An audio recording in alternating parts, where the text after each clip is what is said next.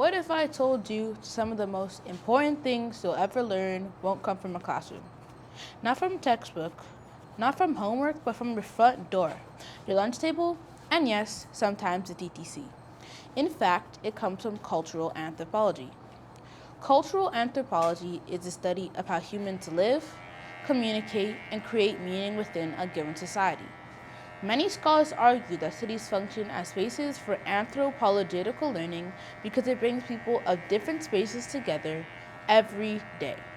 Toronto is a mosaic of this idea. According to Statistics Canada's 2021 census, 46.6% of the people living in the Toronto region were born outside of Canada. In contrast, only 3.6% of the global population are international migrants. This stark contrast shows that Toronto concentrates global diversity in one place. As a result, young people growing up in Toronto learn cultural anthropology through everyday social interactions, such as riding the TTC or waiting in line for bubble tea. In doing so, young people learn diverse cultures, languages, and social norms, allowing them to practice global citizenship in real time. Now that's the first part of it. You want me to say the whole thing? Yeah, please. Okay. First, Toronto is a global village. Nearly 1 in 2 residents are born outside the city. Students encounter classmates whose families come from across the world and observe traditions such as Diwali, Eid, Chinese New Year, and Christmas within their neighborhood. When my family moved from Mitchell to Markham when I was 3, we learned this quickly. A few weeks after we arrived, a family on our street invited us to celebrate Kwanzaa. None of us knew what Kwanzaa was.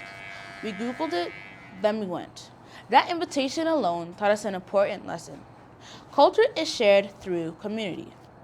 A month later, our elderly neighbor handed my sister and I red envelopes filled with $50 inside. She did this every year before Chinese New Year, before she was moved to a nursing home. At the time, I thought, wow, this is very generous.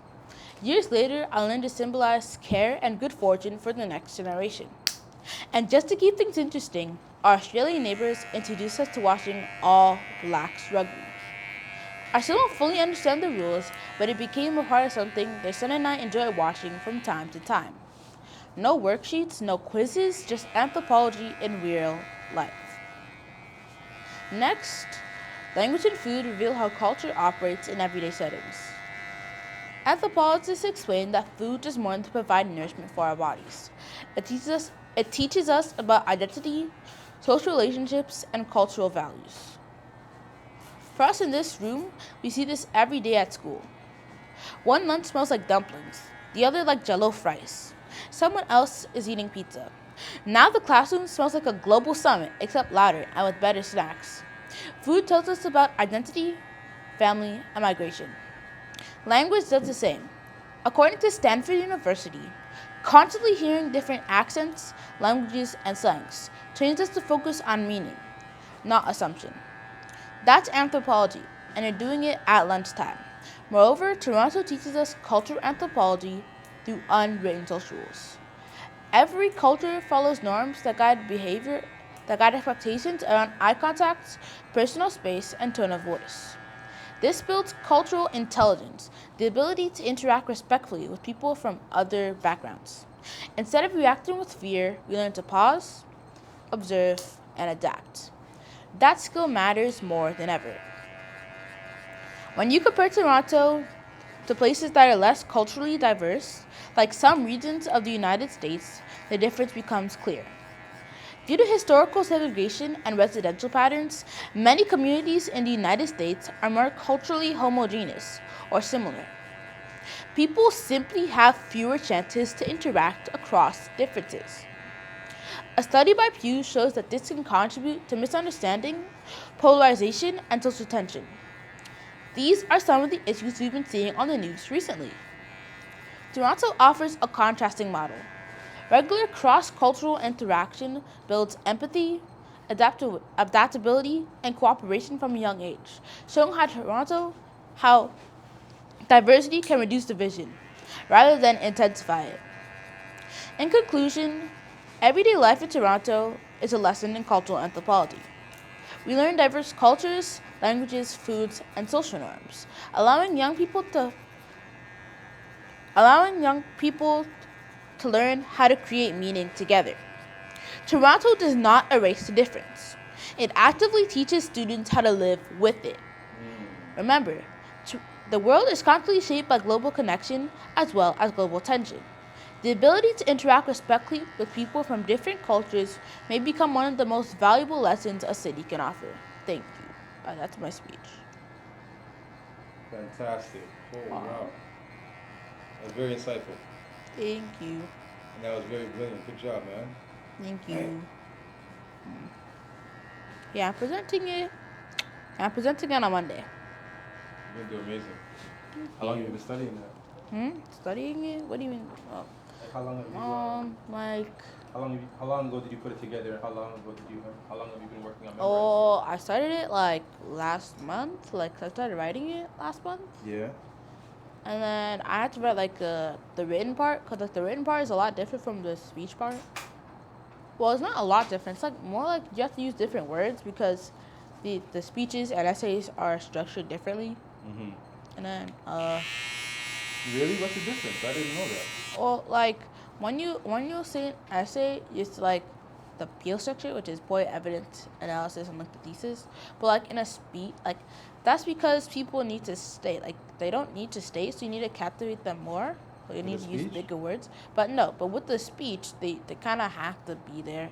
So like you can say things with more expression. Like you need to make it so that your audience doesn't get bored. So it's kind of like the same, but it's kind of like different. So and also I'm presenting in front of the grade 6s. Yeah. So I kind of need to use easier words for my speech. That's fair. And also, speeches need more transition words to connect the ideas better. So yeah, that's how I think of it. And then I started memorizing my speech like 2 weeks ago. Yeah. Well, like right after that, like really. So there's one really big snowstorm, right? Yes. It was on a Thursday. Yes. And then after that, there was another one. Yeah. That's when I started memorizing it. Okay. So like 2 weeks ago, I think. Is there a method that you use to help you memorize your speech? Well, I want to like know the key idea.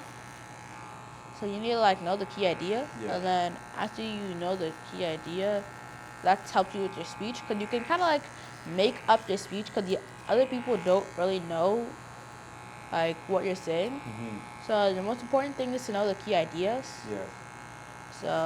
So I just like summarize the key ideas on a piece of paper, and then I tried saying the key idea in my own words, and I look back at my speech, see if it was a little bit similar, so that I could keep doing that until it sounded like, until I really understood the main idea, and that's how I did it. That's awesome. Wow. Yeah. Jeez, brilliant, bro. Thank you. Can you remove this thing? This thing. What about it? It's being a little bit weird. How? It hurts? What doesn't hurt? It just feels weird. It's because you're thinking about it. So yeah, that's how I did it. So I also have a PowerPoint, but I can't like bring my computer, so I can't really do it. So, your PowerPoint is for your presentation or no? It is from a presentation. You're going to use your PowerPoint during the presentation? Yeah, like the things, like in a TED Talk, like in a TED Talk at TED Ed. Do you know that YouTube channel? Yeah. So like when people talk there, they have like slides. So that's basically what I have, like visual aids to help people understand what I'm saying. Got you. But like in grade 5 when I did it, we didn't need that because that was too much for a grade 5, apparently. So what is the most important concept that you're trying to deliver that you would want people to understand? That Toronto being culturally diverse is a good thing because you can learn a lot of stuff, and that living in Toronto is an advantage in a lot of aspects. Yeah. Cause like one of my classmates, they're doing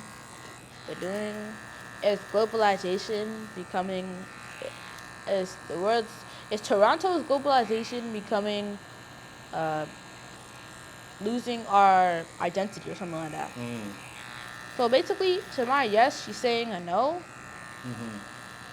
So yeah, so and my teacher really agrees with her. So I need to make my points like really good, so she doesn't like. You have to make your points do what? Like I need to make my points like really good, Mm. so she doesn't like.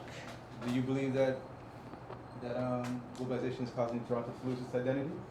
Well, more or less, because even if it's losing, even if you're losing some of the things that made you different, you're also gaining other people's things. Like it's not like we're losing it. It's more like we're sharing it. We're sharing it. Yeah. Yeah. Yeah.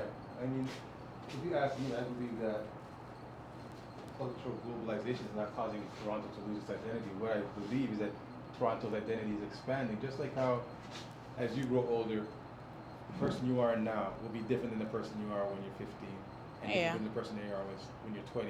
Yeah. Because you're going to be gaining new things, learning new experiences, and using that to shape who you are. And just like how Toronto, the globalization of Toronto now, is like similar to the growth of Toronto, right?